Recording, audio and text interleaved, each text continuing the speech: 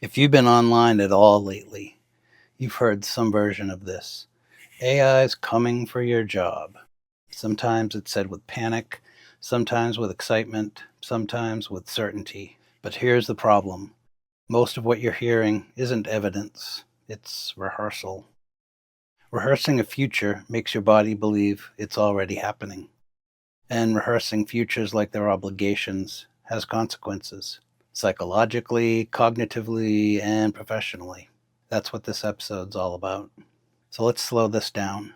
Most claims about AI replacing jobs are not measurements, they're scenarios.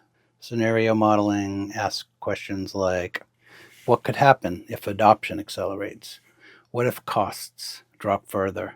What if companies reorganize around new tools? Those are useful questions, but somewhere along the way, something broke. Scenarios started being consumed emotionally, as if they were forecasts, as if they were promises. And your nervous system doesn't know the difference. Your heart rate doesn't go up because you might lose your job in 2028. It goes up because you're reading about it right now. And here's the part that rarely gets discussed. Humans are not wired to live in permanent, impending disruption. When your brain is told repeatedly that your skills are expiring, your role is temporary, your future's unstable, stress hormones go up. And when stress stays elevated, you stop thinking clearly. You can't learn new things as easily. You start playing defense instead of strategy. Ironically, the very state people are being pushed into makes them less adaptable, not more. It's an effective spell, a prophecy that fulfills itself by being believed. That's the hidden cost of fear-based futures. And here's something most people won't say out loud. These predictions are not science. They're closer to divination. The people making these forecasts often do have domain knowledge. They understand the technology, they've studied adoption curves. But here's what they're really doing. They're taking current trends, adding assumptions about human behavior, mixing in economic guesses, and projecting forward into unknowable complexity. That's not measurement, it's guesswork dressed in credentials. And someone in a suit says AI adoption curves suggest 40% job displacement by 2030. You treat that like a weather forecast. But if someone in robes says the stars suggest disruption in your career path, you roll your eyes. Both are reading patterns and extrapolating futures. The difference is the costume. I'm not saying ignore informed analysis, but we need to stop treating scenarios like certainties. Prediction is not a fact that hasn't happened yet. It's a story someone's telling based on incomplete information in a system too complex to model. And the moment you forget that distinction, you've handed your nervous system over to someone else's imagination.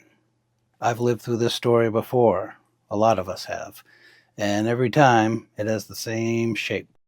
Let me give you a concrete example. In 2013, Oxford researchers published a paper predicting that 47% of US jobs were at high risk of automation within 10 to 20 years. And that study became gospel.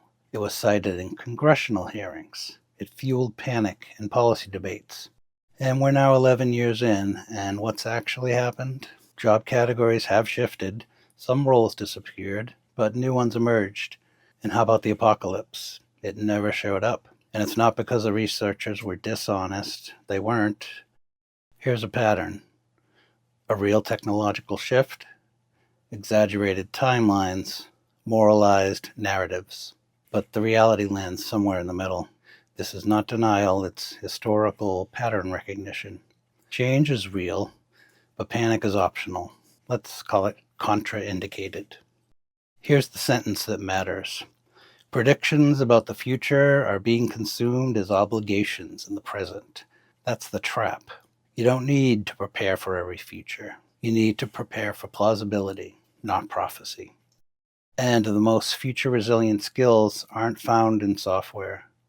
They're judgment, coordination, taste, context awareness, and the ability to work with others under uncertainty. Those skills survived every cycle before this one, and they'll survive this one too. Now, there's one other phrase you probably heard a lot. AI won't take your job, but someone who knows how to use it will. And I hate how often this gets repeated, but it's basically true. The problem is most people say it like it's advice, when really it's a diagnosis. The actual work is learning how to use these AI tools without handing over your judgment in the process. And that's what this channel is all about. If you're anxious right now, it doesn't mean you're behind. It means your imagination has been hijacked. Not every thought deserves belief, and not every future deserves rehearsal. Most manipulation works by borrowing your imagination and charging you rent. The goal isn't optimism, the goal is clarity. Signal over noise, judgment before reaction. This channel isn't about denying change, it's about staying sovereign inside it. The map is not the land. I'm Christopher. I'll see you in the next one. Everything is something else. Every mirror hides a door. You were made for something more than doing what you're told.